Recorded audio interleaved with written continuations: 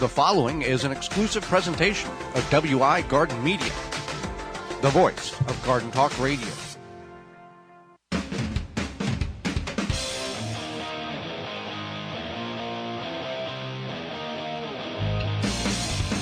Coming up on the program today, we're going to go over how you should close up your garden for the season, or should you, as well as bird watching in your backyard. Our guest is host of YouTube channel Growfully with Jenna, and we'll answer your garden questions. The hour's jam-packed, so join us. You are listening to the most informationally packed hour of garden-focused radio in the country and on the internet with your host, husband and wife team Joey and Holly Baird. This is the Gardening with Joey and Holly radio show. Welcome to the Gardening with Joey and Holly radio show. Thank you for being with us today. I'm your host, Joey Baird. Beside me is my wife, co-host, best friend, and gardening partner, Holly Baird. This program is for you, about you, to help your garden grow better, to maintain your landscape, grow healthier trees, and even preserving what you grow. Make your grass look greener. We thank you for tuning in, whether you're listening to us on one of the 18 AM and FM frequencies broadcasting our program here in 2022 through our parent website, the WisconsinVegetableGardener.com. Underneath the Season 6 tab at the top of the page, podcast replay, in-studio video replay. However you're doing it, thank you very much. You want to be part of the program? Hey, you can do that by two simple avenues. One is you can send us an email, gardentalkradio@gmail.com. gardentalkradio@gmail.com, or you can give us a call on the Proclamation Hotline, brought to you by Proclamation Goods. Toll free, coast to coast, 1-800-927-SHOW, 1-800-927-7469. Proclamation Goods creates cookware for the eco-conscious home chef. Their pans are non-toxic, have a lifetime warranty, and are made in Wisconsin. Their award-winning stainless steel Proclamation Duo cookware set is a 12-inch skillet and a stock pot that doubles as a wok. Best of all, the skillet and stock pot hinge together to form a Dutch oven. It's 2 pans with the versatility of 10, empowering you to cook more with less. If you care about your health and strive for a more sustainable lifestyle, then Proclamation Goods is for you. Supplies limited, so orders now at proclamationgoods.com. 1-800-927-SHOW, 1-800-927-7469. Closing up the garden, Holly. Some people do, some people don't. Some people grow year-round, even in areas where traditional people, the average person, wouldn't, because they're using low covers or cool or high tunnels, other things. Other people are in areas of the country where you grow a certain type of variety of plants in one season, and then come fall and winter, you grow a different kind. So, and some people start in Memorial Day and shut off at Labor Day, and that's all they do. I think even if you grow year-round in low tunnels or high tunnels or cold frames, some of this stuff still applies. Yes. Because it's a different type of gardening. Now, this is how we would advise if you're going to shut down your garden for the year. Obviously, you would plant garlic in the fall, and it would be in the garden until spring. So you're not technically shutting the garden down, but you're putting a lot of it to, walking away from it, going on vacation, so to speak. All right, let's get into it. All right. So, one is you want to remove diseased plants and weeds. So if you have late blight on your tomatoes, bean rust on your beans, powdery mildew, you're going to take those plants, the diseased ones, and put them in the trash. You want to put them in plastic bags, preferably in the trash. Yeah, exactly, because there's some cities that will check the trash to make sure that you don't have plant debris in the trash, so you conceal it. Yeah, exactly. You don't want to put that in your compost. You don't want to put it in your burn pile. You want to just get rid of it in the trash. And the reason for that is because you might think, well, I'm going to burn it. That's going to get rid of it. No, a lot of the spores can be traveled through the air, and that could cause problems. How did it get to you? Through spores in the air, especially the bean rust. And then as far as putting in your own compost, it may not get hot enough. And then if it goes in the city's compost, it'll get too hot. Yeah. Cover with leaves. Leaves, we've talked about this recently on the program. Leaves are a free resource for many people who have trees on their property. You can also use pine needles. And this is covering the soil, whether you do 1 foot, 1 inch, or 3 foot, like we have been known to do.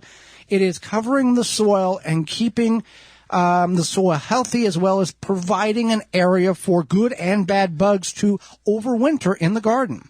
And that's the reason why you don't want to take out some of those okay plants that have died off because of the cold weather, because those are also habitat for animals. Right. And yeah, so you do want to pull some of the okay plants out. And what you can do is, if you don't want to put them all in your compost or whatever, you can just lay them across your garden bed with those leaves, and that will leave a habitat for a lot of those bugs. And if you are one of those people that till, I mean, you can chop them up, that will help that. But we would advise not tilling in this particular instance, because you just don't want to go and wipe the garden completely bare clean, so you just have soil, and then you think you're ready to go in 4 months or whenever spring comes, because that's going to hurt you in the long run, without allowing some habitat to overwinter in your garden. Check over your tools and clean them before you put them away. What? Yeah, so whether it be your garden spade or your tined, what do you call that? It's flat tine garden fork. Yeah. Yeah. Your pruners, even your lawnmower. Well, your mom is known for running the lawnmower for a considerable amount of time in order to get the gas out of it. Yes. And don't you help her with that? I don't think it's necessary, but it's her lawnmower and her gas. You know, she listens to us. I know. I'm waiting for the text to come. So anyway, in the spring, it's with the snowblower. So, whatever that is. Just let her do her thing. I know. Okay. So anyway, yeah, you want to look at your tools, whatever they are, whatever you got, and make sure that they're clean. Maybe take some steel wool if you got some rust, and then people just put like cooking oil on them, and then, you're ready to go. If you realize, you've been using this pruners all summer, and you're like, I surely get a new pruners, maybe you should put that on your holiday list. Now's the time, because a lot of these garden centers and websites have end of season sales, so you can save. I don't know specifics, but considerable amount than if you was to buy it first thing next spring when they're brand new from the manufacturer and they are full price. Right, and yeah, you can definitely go check out those clearance prices. Same thing if you have maybe some garden vest that you saw on a website. I'm sure it's marked down now. Right. You don't want to. You may want to cover your sensitive plants. You want to be careful about covering roses and plants that you may think you need to cover. Well, this is things you outside can of your growing zone. Outside your growing zone, and or within the next couple months. This is not like necessarily right now. Right. This is like a to-do list before. But if you winter. keep some of these plants too warm over winter, it will hurt them, and you can actually, the developmental aspect of the plant will not function correctly because it was too mild of a winter for it, because you kept it too warm or too covered. There are some plants in which you are in a growing zone 5 and it's only rated for a growing zone 7, then yes, you will have to do a lot of extra work to keep those plants happier over winter without having to bring them inside. Do your research. Help yourself. Yeah. So that's Cafe Discos, close them. So then another one is to mow your grass for last time, and feed your lawn. So if you are, maybe it's end of November where you are, and you know that it's going to be the last time, then take a page out of my mom's book and run the gas out, and it will. And if that's something you do, please let us know. You can always email us at GardenTalkRadio@gmail.com, and or send, if you're my mom, you can send Joey a text. But you want to get rid of you put your lawnmower away and then feed your lawn. And we talked about that last week. Yeah. You want to mow your grass in the fall. Shorten. It really depends on where you're at. Sometimes, based on where you're at, that's where you have to do that. The height of mowing and all of this, and the type of grass as well. So it's not one aspect or one tip fits all. You want to be aware. And then some people will, as they fight the leaves that are coming off the tree, they continue to remove them because they will smother the grass. Now, it will hurt them if you've got pounded, inches and inches of leaves. But any time that I've done leaf removal, by the time you've got done leaf removal, you turn around and the extra leaves have fallen off the tree, or they've blown from one yard to the next. That's the same thing. That's the same thing with these people who want to get rid of the dandelions. They do all the work. They dig them up. They spray them with poison. Dandelion seeds can blow in from 5 miles away. So unless you have some type of association where you can get everybody in a 5-mile radius from your home and tell them to get rid of all their dandelions, save your money. Let the bees pollinate and take the pollen from the dandelions. Right. Okay, so anyway, you might want to notate any changes you want to make in the spring.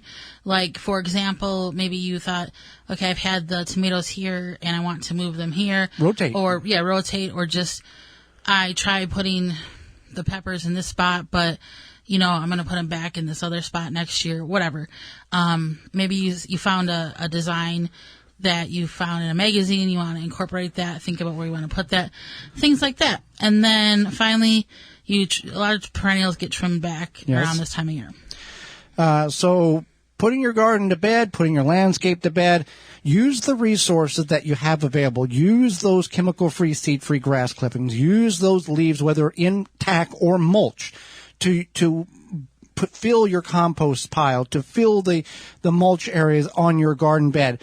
We cover our raised beds with 1, 2, sometimes 3 foot of leaves. And when we plant, we remove them and bring them back around, like if we're going to do a broadcast of seeds, like lettuce or spinach. But if we're just doing transplants, we will just move them around and plant in there and leave the leaves there.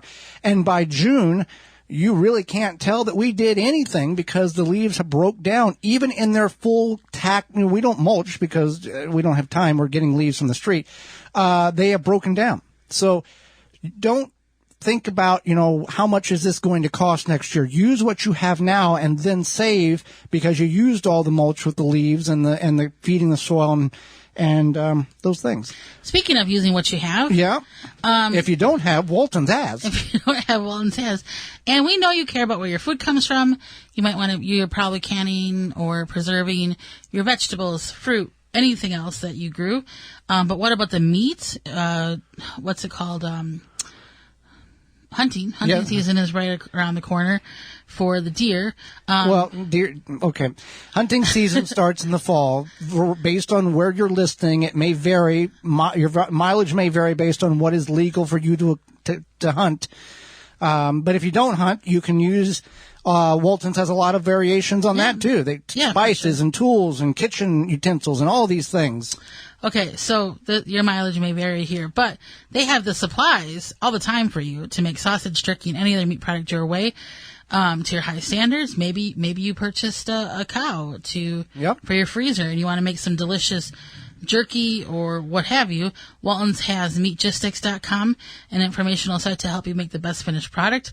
Walton's has a full line of meat grinders, mixers, sausage stuffers, spices, all sorts of great stuff available for you, and you can use code GROW50 to save 10% off orders of $50 or more. Walton's everything but the meat. When we come back, we're going to be discussing bird watching in your backyard. It's more entertaining than what you might think. It really is. We'll go over the details. Hang out with us. You're tuned in to the Gardening with Joey and Holly radio show. Got a question for Joey and Holly? Send it via email anytime to gardentalkradio@gmail.com. It's time to get excited for our fall season. Tree-Ripe delivers the best Oregon pears, Wisconsin Honeycrisp apples, and Florida citrus you'll ever eat, directly from the farm within days of being picked. Their pears and apples can be delivered directly to your home, and you can find their citrus at over 200 orange stops throughout the Midwest. This winter, all the event details and ordering information can be found on their website, tree-ripe.com. And an extra bonus for you listeners, get apples and pears delivered right to your house with 10% off your purchase by using coupon code HOLLY10, Holly10. The discount's only available for home delivery. Pomona's Universal Pectin is a high-quality pectin that gels reliably with low amounts of any sweetener. If you're trying to reduce the amount of sugar in your diet, you'll love Pomona's Universal Pectin. Now you can make healthy homemade jams and jellies sweetened to your taste. You can use sugar or honey to sweeten. Pomona's Universal Pectin keeps indefinitely when stored in an airtight container. Easy to use, versatile, and comes with directions and recipes in every box. Find out more and where to buy at PomonaPectin.com. Also available at natural food stores and online. Are you seeing fruit flies in your kitchen? Fruit flies love a fall harvest. They hitch a ride into your house on the fresh veggies and fruits you are picking. Break the breeding cycle with fruit fly traps from Rescue. Rescue fruit fly traps are reusable and an economical way to keep fruit flies at bay. They're the only trap with a no-spill design, and only the Rescue fruit fly traps are made in the USA. Learn more about them at rescue.com. That's RESCEU.com. Take the guesswork out of composting with hot bin composting. Quickly break down food scraps within 30 to 90 days. Find out more at hotbincomposting.com. Thanks for listening to the Gardening with Joe and Holly radio show. As you've heard through the program, many companies offering coupon codes to help you save on great products. If you've missed any of those coupon codes, you can go to our parent website, the WisconsinVegetableGardener.com, and click on the Money tab at the top of the page, and they're all listed for you. The Gardening with Joey and Holly radio show is brought to you by the following: Pro Plugger, Chip Drop, Bell Buster, Johnny Appleseed, Ivy Organic, Milkweed Balm, Walton's Incorporated, Bloomin' Easy Plants, Jung Seeds. Find all sponsors at the WisconsinVegetableGardener.com and thank them for their support.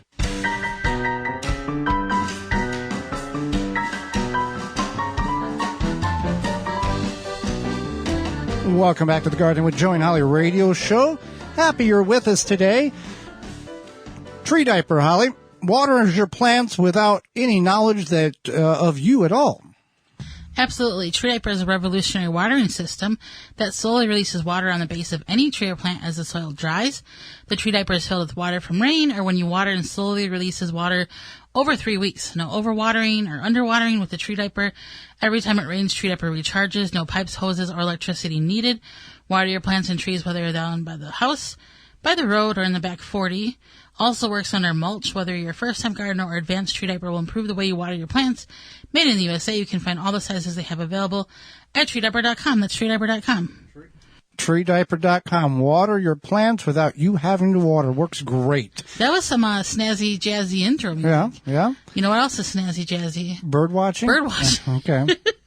I'm not sure if it's snazzy. It's a terrible segue, but okay. I'm not sure if it's snazzy or jazzy. It depends on what birds you're seeing. Yeah, it does. I mean, we have some cranes, and those are kind of fun to watch.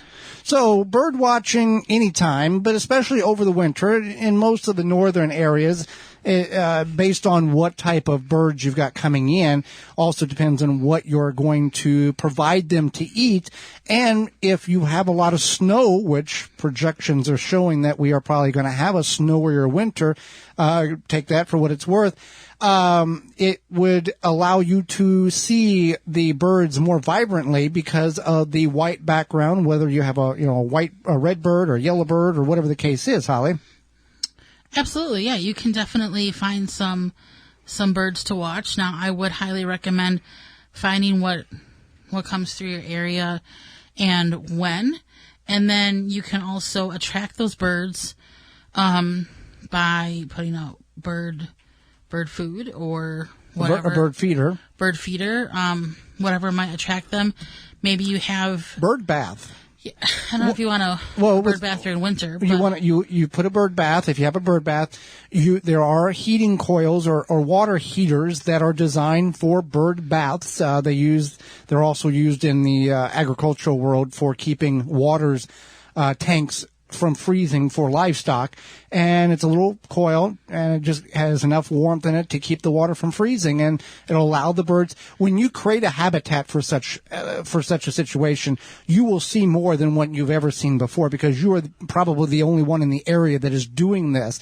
And birds talk to birds, and they will come and enjoy what you have provided for them. Right, and this is, I think, personally, for me, if I, had the time or whatever to do this, I think that if you are you kind of get a little bit down during winter, this could definitely be a focal point and a distraction from the winter blues.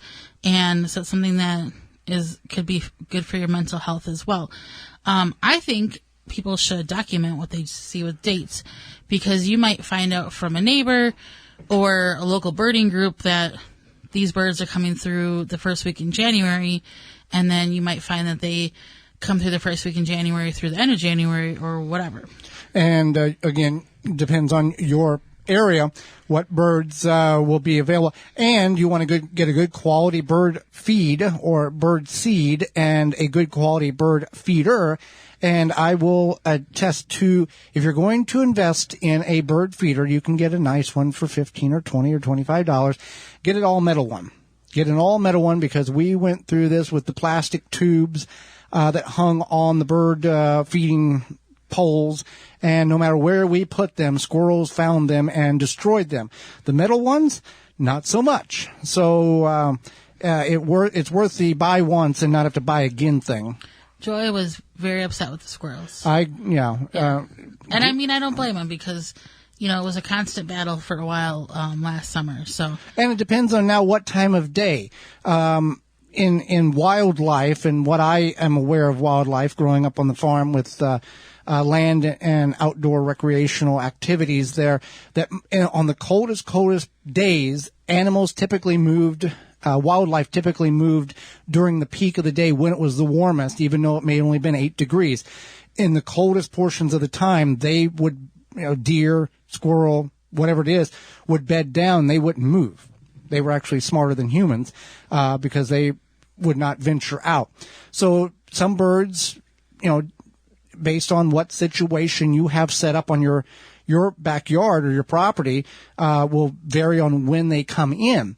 But again, if you've got good bird feeders, whether it's bird feeders or the mullet, what is it? The stuff that's stuck together in the little block. Oh, we're blanking. The millet, yeah. You can have multiple different types of bird feed and seed because of different birds, and that bird feeder or that bird bath, you will have constant activity with your backyard. Right. And I think if you observe enough, you'll kind of get to know their patterns. But another thing to keep in mind is about, I don't want to call them predatory birds, but they're kind of predatory. The bullies. Yeah, the bullies, the bird bullies. So crows are a big culprit there. They will sometimes scare off other birds. So if you can find, maybe you literally get a scarecrow for your yard or something to keep the crows away, because crows are... They're the dominant bird. They like eat trash and stuff. So they'll be fine. It's the little, robins or sparrows or whatever that you want to observe, and then also make sure that whatever you're putting out stays for them. Yeah. It's and one of these things you're probably going to have to keep the feed in, because they're going to probably consume more in the winter than they are because there's not much out there to consume. Another thing is, I remember a couple of years ago where we had snow, I don't know, until March or even April. Robins were not getting fed properly because they eat protein. So they eat like mealworms, things like that. And people were making little kits to leave out for the robins so that they had proper Don't food. Put here. Let's discuss this. The bird flu, Holly. This was a thing, or is a thing, or based on who's in charge, or what now is the rule.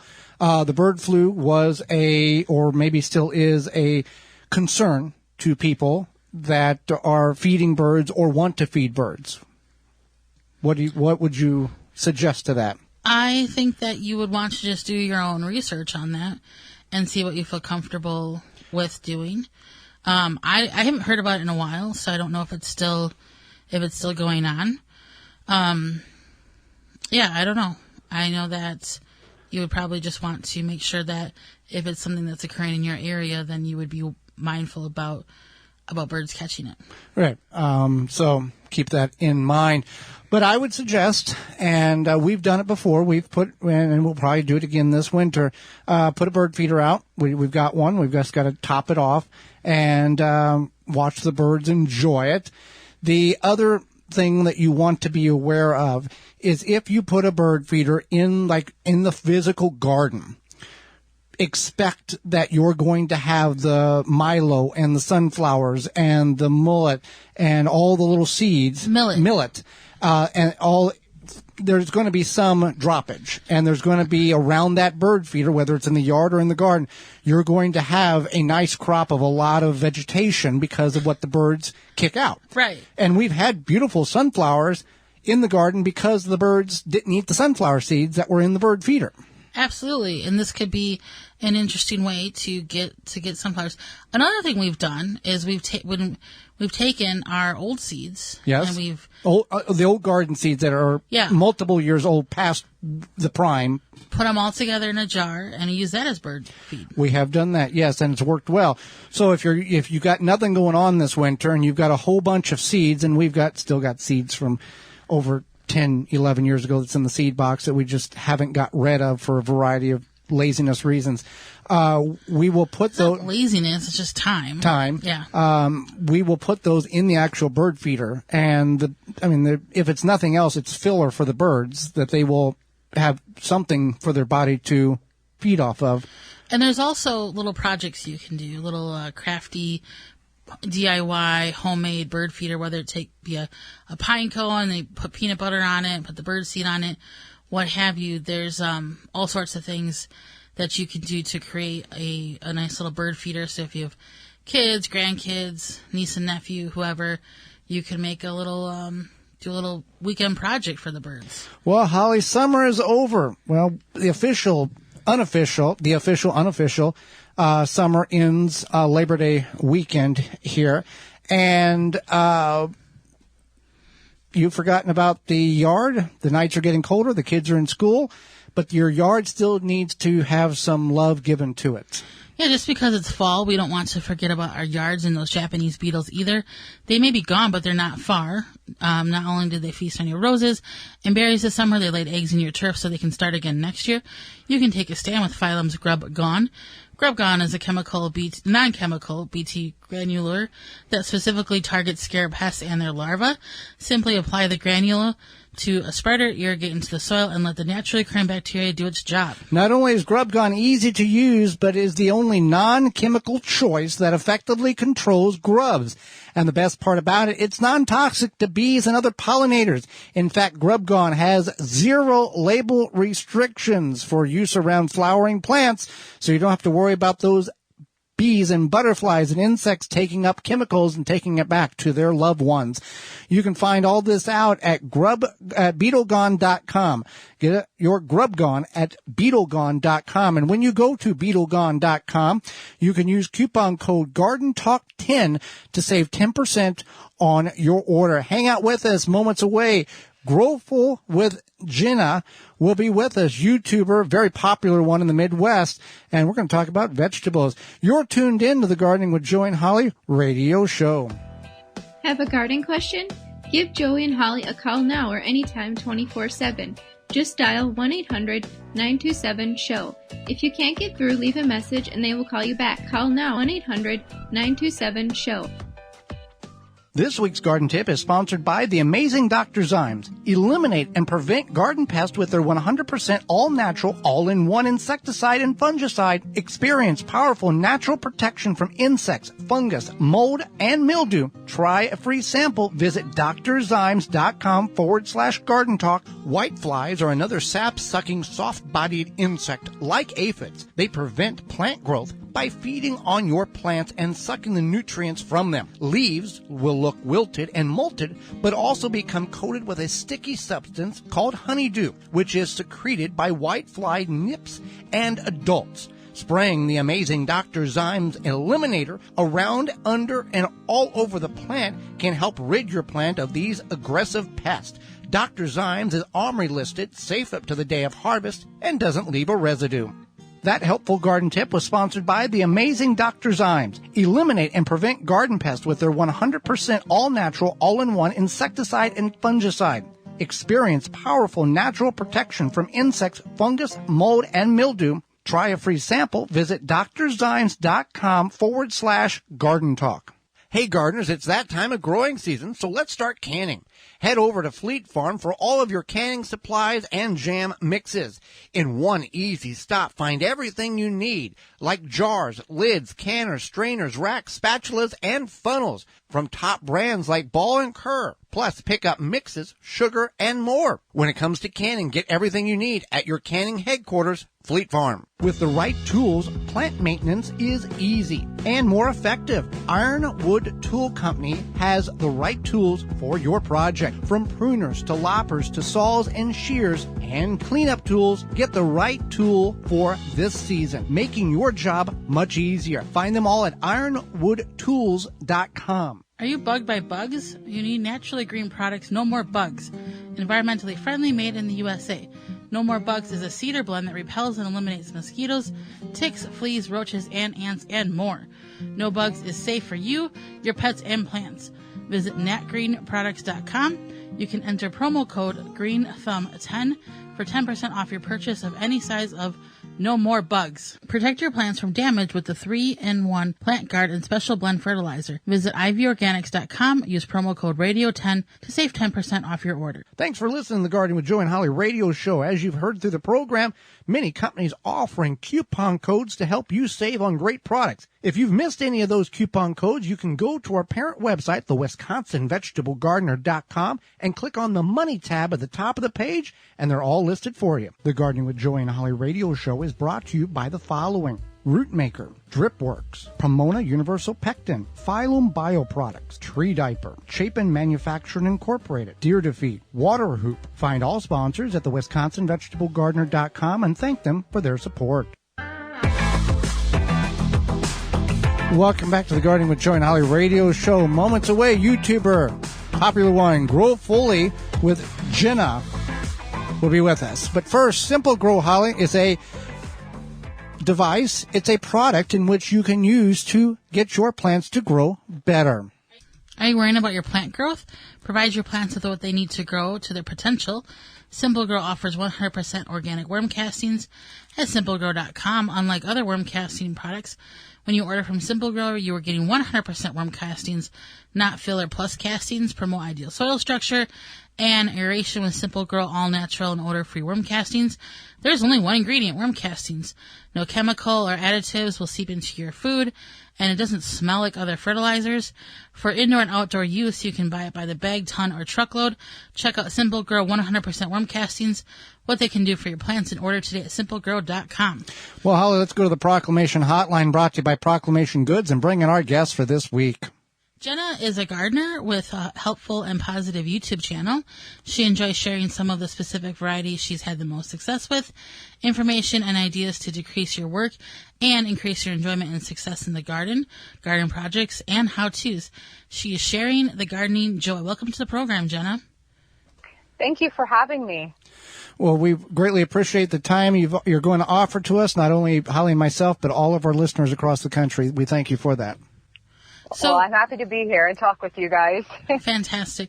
So we know winter sowing is a few months away yet, but I think, it doesn't get talked about a lot. You recently had a video about winter sowing. What is winter sowing, and is it effective, and any helpful tips? Yes, so I feel like there are a lot of different iterations of winter sowing out there now. Like, different gardeners are kind of taking it and making it their own. But at its core, winter sowing is basically just planting seeds in potting mix inside of milk jugs or comparable containers that you then poke some drainage holes in the bottoms of. You take the lids off, and then you'll put those outside, typically anytime between, say, after the winter solstice and then up until kind of late winter, early springtime period. And the idea being that the container acts as a mini greenhouse, and basically those seeds that you've planted are kind of allowed to decide when the conditions are optimal for them to germinate and grow. So it really has some advantages in that it eliminates the need for any kind of like fancy indoor seed starting equipment. It's a very hands-off method, and it's supposed to result in healthier transplants that need much less in the way of hardening off. And what I find fascinating is that it's really, really well suited to growing plants that require any kind of a period of cold stratification. So that's going to be a lot of like your native perennials, some herbs, even things like pawpaws. But I feel like gardeners are getting creative, and they're kind of using it now to grow all kinds of things, including more heat-loving plants like tomatoes and peppers and eggplants and such. But what I wanted to do was to see if it would work for cool season veggies and a few herbs. So this last winter, I started on February 2nd a mix that included some broccoli, cauliflower, cabbage, leafy greens, some German chamomile. So I started some via the winter sowing method. I wanted to compare those to plants that were started indoors. So I did a batch of the same veggies and herbs indoors and planted those out. And the short answer to your question of is it effective is yes. It definitely worked quite well for some of the veggies that I planted. But there is some nuance to that. And I think if I didn't have my indoor seed starting set up, I would be really happy to do things like broccoli and cabbage, kale and chard, and especially the German chamomile, again, via the winter sowing method. I'd probably stay away from doing the notoriously finicky cauliflower. Again, I think in other growing climates with a longer, cooler spring, it might work well via winter sowing, but it was not a good option for me here in Ohio. And then with my leafy greens, I think that they probably would have been happier just being direct sown in the very, very early spring. Or if I wanted to get a jump start, I think sowing them under a cold frame rather than messing with the jugs and the winter sowing and all of that. So kind of my takeaway was for next year, I think I'm going to stick to my indoor sowing for those veggies, but I'm definitely going to be looking at more herbs and, like I mentioned, those native perennials, flowers, those types of things to see if those actually are going to work better for me doing the winter sowing. And then I would say, as in terms of tips for folks that are interested in this method, definitely opt for a high quality potting mix. That's going to go a long way in terms of your seedling health and vigor. And then the big one is drainage. I think I hear from so many folks over and over, the reason that they don't have success with winter sowing is because their containers did not have proper drainage and basically their little seedlings drowned in there. And then the final thing is that once we get those few kind of unseasonably warm and sunny days in the early spring, even in the very late winter, that folks are going to want to be checking on their seedlings. And that is because, again, you're creating kind of a mini greenhouse with these containers. It can get really, really hot in there. And little tiny tender seedlings can fry up very quickly if you're not careful. So as soon as we got warm here in Ohio, I was out there opening up those lids, checking on my plants, and also making sure that they didn't need any water, because really through the winter, we get enough precipitation that I didn't have to do any watering at all. But once it starts to get warmer and those seedlings are up and actively growing, I had to water a couple times after that point. So yeah, that's pretty much my experience with the winter sowing method. Now, we get a lot of questions, I don't know if you as well, but about using chicken manure on the garden. How do you use it, and is there a right or wrong way to go about using chicken manure for soil nutrient building? Yes, so chicken, I use a lot of chicken manure also. We raise both chickens. We do egg layers and meat chickens. So we have a lot of chickens, a lot of chicken poop as a result. And I love it as a garden amendment. It offers, it's quite high in nitrogen and other micronutrients. It's a great one that will feed your plants as well as feeding kind of the microorganisms that are in the soil as well. And I think there is a right and a wrong way to use it. And there are a lot of ways that you can use it properly. Composting, of course, is a great option for using chicken manure and chicken bedding. And if folks wanted a really quick way to compost, I think hot composting is a great option. I'd say the really wrong way to use it is to just put it out fresh on anything in the garden, because chicken manure is going to burn up plants. In addition to that, you're risking pathogen contamination from fresh chicken manure into anything that you're going to eat. And that's just not a road that anybody wants to go down. But I will say that my preferred method is actually what I have really terribly dubbed the poop in place method. I need a better marketing term for that. But what it boils down to is I just build my chicken runs or my chicken yards in spots where I either want a brand new garden bed or I have a bed that needs some TLC. And this allows me to kind of harness the power of the chicken manure, but it also gives me a few other benefits, which includes my birds are happy and healthy because, of course, they're out, foraging as nature intended, doing all their chickeny stuff that they do. While they're out there pecking around, they're helping me control insect pests that might otherwise, infiltrate my gardens. They're also great at nibbling and scratching up grass and weeds.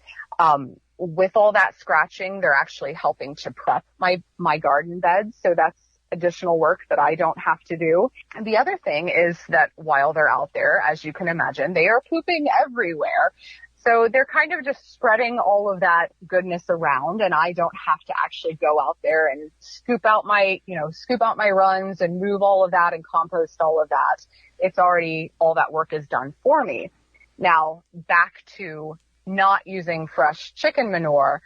Once I move my chickens out of that space, I'm just going to be very diligent about waiting before I plant my garden beds. So typically my timing would be, I keep my birds out in a specific area through the summer into the early fall. Come early fall, I will move them out to a different area. I will often try to go in and plant that space with cover crop. And then by the next late spring, early summer, that bed is typically going to be ready for me to plant with garden vegetables. I find that is enough time to allow all of that manure and everything to break down and not risk any kind of contamination or burning to my plants. And it is, as you can tell, a longer, more drawn out method than just simply doing a composting, but it works really well here at my place. Fantastic. So we are talking with Jenna. She's a YouTuber with a really great positive YouTube channel and helpful information as well. So you just touched on cover crops, and I want to lead into that here. You utilize cover crops with your home garden. What do you recommend for cover crops for backyard gardeners, or is it even necessary depending on the size of your garden? I'm obsessed with cover crops, and I think that backyard gardeners honestly are kind of missing the boat, because they can really be utilized on any scale. And in fact, I feel like have some really significant benefits for even small scale backyard gardeners. They have been a game changer for me in my own garden. I was told a long time ago, that Mother Nature is a very modest lady, and if you leave her, or AKA the soil, naked, she will do everything in her power to cover herself up. And usually that is in the way of unwanted weeds. So what cover crops do for me first and foremost, and will do for the home gardener, is to cover the soil with something that's going to give us multiple benefits, and it's going to keep those weeds from popping up. So obviously weed suppression is a big benefit, but other benefits are going to include a whole range of things based on which cover crop you opt for. And those benefits can be things like improving soil structure and aeration. It can be preventing erosion. It can be scavenging nutrients or fixing nitrogen. It can even be things like bringing in pollinators. So again, this all kind of varies a bit depending on which specific cover crop you choose. And I always like to tell everyone, especially if you are in the Midwest, that if you're not sure about which cover crops to use in your own garden, the Midwest Cover Crop Council has an awesome tool that's called the Cover Crop Decision Tool. And basically it allows you to plug in what state you're growing in, what county you're growing in, what benefits you're looking for out of your cover crop, and it will give you a whole list of your best options as well as planting dates. So that really makes it easy for the home gardener. But my go-to, what I always recommend to people that are pretty new to cover cropping, is buckwheat. I love buckwheat. This is a warm season cover crop, so great anytime between your frosts. I like it because it's easy. It's very, very quick to germinate. It gives you very fast growth, so it's going to outcompete most of your garden weeds. Very quick source of biomass or just green plant material. And then it also has all of these beautiful white blooms, which pollinators and beneficial insects love, and it looks really nice. So sometimes the complaint with cover crops is when you're not used to growing them, they can start to look kind of weedy and unattractive. Buckwheat looks absolutely stunning when it's in bloom. And then the final benefit to newbies to cover cropping is that it's really easy to terminate, which is not the case with all cover crops. But with buckwheat, you can chop it. So sometimes I'll just use a pruners or my weed whacker. You can roll it down. You can have your kids go out there and run across it and knock it all down. It's got these really relatively tender stems that just snap right off. So it's quite easy to terminate, and it does not come back once you've rolled it or chopped it down. And then worst case scenario, if you would happen to miss kind of that proper termination window, which is with buckwheat, you want to cut it right when it's in full flower. If you would happen to miss that, the worst thing that's going to happen is you end up with seeds, which you can yourself eat. You can feed it to chickens, or it drops its seed, self-sows, and you get a second cover crop for free. So it's a really great one to use. And then another thing that I like to recommend for home gardeners are to opt for mixes. One of my favorite cool season cover crop blends includes oats, peas, and hairy vetch. And the nice thing with that is you got these three components that really all have attributes that complement each other. So you've got your peas and your vetch that are nitrogen fixers. You've got your oats that are a really quick source of a lot of green plant matter or biomass. And then vetch is one of the best weed suppressors that are out there. So you're getting a 3-in-1 from that one planting. And you can do these in teeny tiny spaces. I plant this fall and spring. And so for example, in the late summer when, say, my tomatoes are finally coming out here in the garden, if I have one little patch where a tomato plant has come out, I can go into that spot and just sprinkle a mix of that oat, peas, and vetch, and I will have all of those benefits, and that will typically overwinter for me. And then, of course, I have to mention one final cover crop for my fellow clay soil gardeners, tiller radish. It's a type of large-rooted daikon radish. Is an awesome cover crop if you are dealing with clay soil. And these would typically be planted in the late summer. They'll put on some huge tap roots, and come usually about the mid to the end of winter, they will die back. And as you can imagine, these big roots just kind of rot into the soil. So you're getting a nice addition of organic matter. You're getting these roots that kind of leave openings in your clay. And then in the spring, when you're ready to plant, you can just brush the residue away. So after those tops of the radishes die, you just kind of brush that out of the way. You can go directly into your garden bed and plant. You don't even have to work the ground or do anything. It's really a beautiful solution for clay soil. Well, that was my next question. How do you deal with clay soil? And is it the radishes, is that the one and done, the go-to, or is there other things that you add to the clay soil to help amend it so you can grow what you grow in it? So it's definitely not a one and done. The radishes are one component of many things that I do to help improve my clay. And this is probably one of the questions I get most often, because gardening and clay can be incredibly challenging. You're dealing with drainage issues, in particular if you've got clay soil with hardpan underneath. A lot of times the nutrients are locked up in that fairly sticky soil texture. Plant roots can have trouble actually even penetrating clay soil if it's heavy enough. So you're dealing with all kinds of things. But I will say that if clay is given some time and some TLC, it can yield really amazing results. So my big focus, in addition to the cover crops, is just the addition of organic matter in general. So anything will work, but I really focus on what I have readily available here, which tends to be a lot of homemade compost, I will use leaf mold, and then I loved aged manure. In addition to the chicken, I like to use cow and horse manure as well. And then, of course, all of your cover crops, all of that residue from what's left over at the end of the growing season is going to rot down and add organic matter to the soil as well. My other focus is to actually raise up my planting areas and to create devoted walkways. So this helps in that, with that drainage issue again, by raising up the walkways, I'm kind of keeping my plant roots from being down in that kind of mucky anaerobic mess that clay soil can have going on in the deeper layers.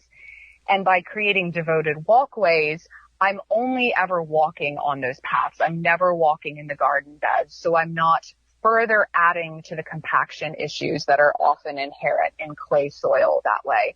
And when I say raised up planting areas, sometimes I think this causes a little confusion. I don't mean raised beds per se, so they don't always have to have a border, but rather I'm just basically coming along and scraping soil from where I want my walkway to be up onto where I want my planting area to be, and just kind of making hilled mounds or rows and planting in those. And that has helped a lot, especially in the early spring when we tend to get a lot of excess rain. I will see like where I've got actual standing water in my walkways in the garden, but my plants are high enough so that they're not sitting in that standing water and essentially drowning. So it's been a really helpful way to garden while still working on improving the drainage issues in my clay. And then the third issue is back to the keeping the soil covered that I mentioned with the cover crops. I always do. With clay, I feel like it's so important to keep that soil covered at all times. And I do that by focusing on the use of natural mulches and the cover crops. For natural mulches, my favorites are things like alfalfa hay, grass clippings, leaf mulch, and sometimes wood chips. And basically, I'm covering both my walkways and my actual planting beds. So anytime I go in with a plant or transplant or seeds, I'm very diligent about mulching up around those. And that really has helped both in, like I said, that organic matter addition. As those mulches rot down, they're adding really nice organic matter to the soil. It also helps with that clay soil texture that tends to happen for anyone who's gardened in clay. I'm sure they've seen this, where you start to dry out and you'll get that crust on the top of the clay that can have giant cracks in it.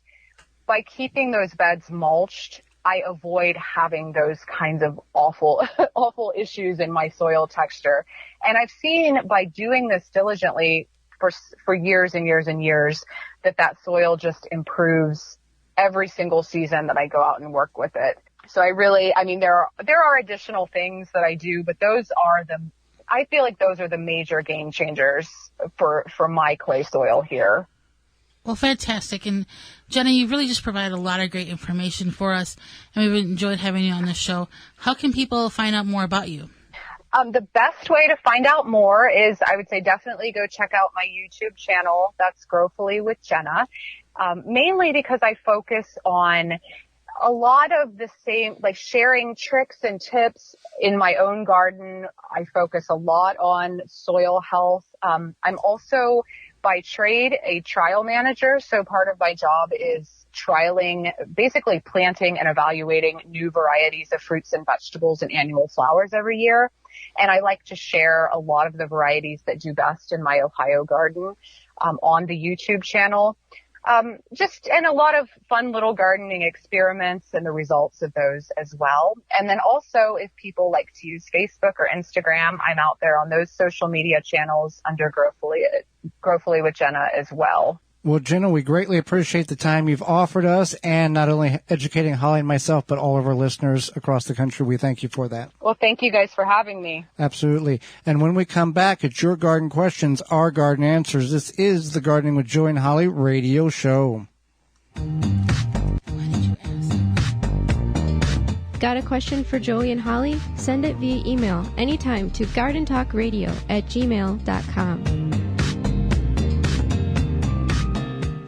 Jung Seed Company is a family-owned and operated gardening company since 1907 with the largest selection of seeds and plants online. Use code 10TG22 to receive 10% off your order at jungseed.com. That code again is 10TG22. ShipDrop is a website you can sign up for free wood chip mulch delivery right to your door for free. ShipDrop connects homeowners and gardeners with tree services who are trying to get rid of their wood chips. You can also sign up to get free logs and firewood. Go to chipdrop.com to learn more and sign up for a free account. Rootmaker starts your plants off right and keeps them going through harvest. From their seed starting trays with an innovative design that air prunes the roots to their large variety of grow bags, 1 to 60 gallons. Their products will provide you with the harvest that you've never seen before. Visit rootmaker.com and use coupon code RADIO22 to save 15% off your order. That's rootmaker.com. Brought to you by Blue Ribbon Organics, providing locally made organic compost and soil blends for gardens, farms, landscaping, and more. Visit BlueRibbonOrganics.com or call 262-497-8539 to find their products nearest you.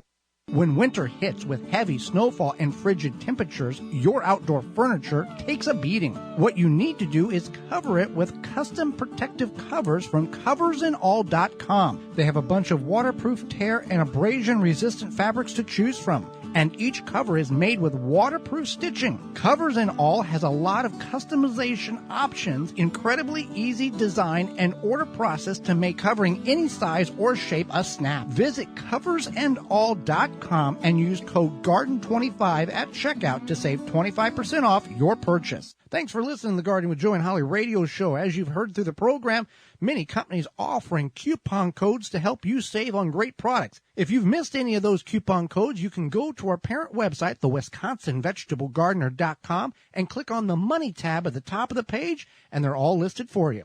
The Gardening with Joe and Holly radio show is brought to you by the following: Tree Ripe, Covers and All, Ironwood Tool Company, Timber Pro Coatings, Blue Ribbon Organics, Natural Green Products, Algae Men, Dr. Zyme, Happy Leaf LED, Rescue, Big Tool Rack, Hot Bin Composting, Proclamation Goods. Find all sponsors at thewisconsinvegetablegardener.com and thank them for their support.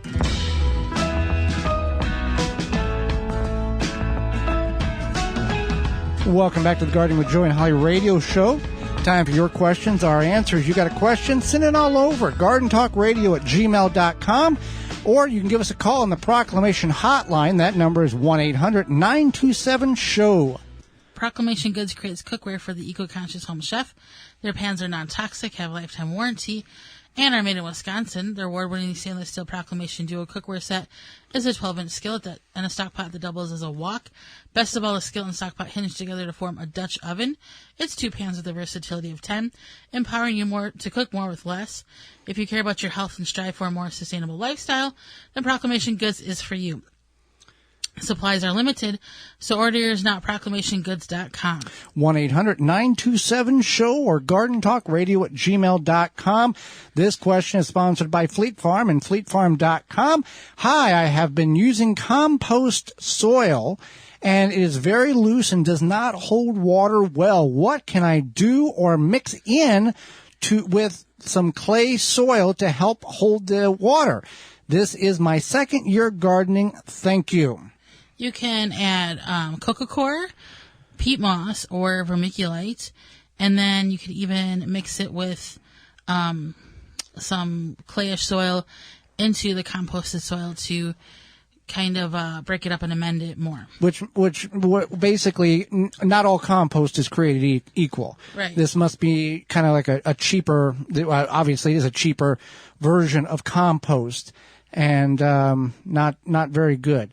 Let's see here. Next question is... love your podcast. I listen from Osceola, Iowa. We have been very dry and hot this year and did not water as often as we should. We had a new baby. Our blue lake bush beans continued to put on flowers but drop them and no beans. We have increased our watering by getting a soaker hose, and the temps have been much better. However, they still just drop flowers. Our friends nearby are growing tons of beans. Now, they have a soaker hose all summer, but they also are growing pole beans. Now that we watered more, it isn't as hot as expecting the blooms to make beans. No such luck. Do you think the pole versus bush beans are different? Anything else to make this happen? Just kind of sad around southern Iowa. Farmers are having issues too. All right, lack of pollination may be a problem with lack of watering. Heat's an issue. What are the things? Pole beans are more hardy than bush beans if you're going to go that route. And pollinating due to the heat and insects not pollinating could also be a problem. Now, beans are typically self-pollinating, so could just be the heat, could be an adverse reaction to, the dead pollen. The pollen's not doing very well. Well, we're doing very well because we're out of time, and we thank you for yours. We appreciate that. Miss any portion of the program today or want to revisit it, you can certainly do that by going to our parent website, the WisconsinVegetableGardener.com, underneath the Season 6 tab at the top of the page, clicking on that and checking out this show and past shows. Or you can send us an email to gardentalkradio@gmail.com. Tune into the program next week. We're going to go over what science says about certain aspects of gardening, as well as does it make sense to grow that next year. And our guest will be Linda Vatter, author and landscaper, and we'll answer your garden questions. So until next week, for Holly Baird, I'm Joy Baird, and we will see you in the garden.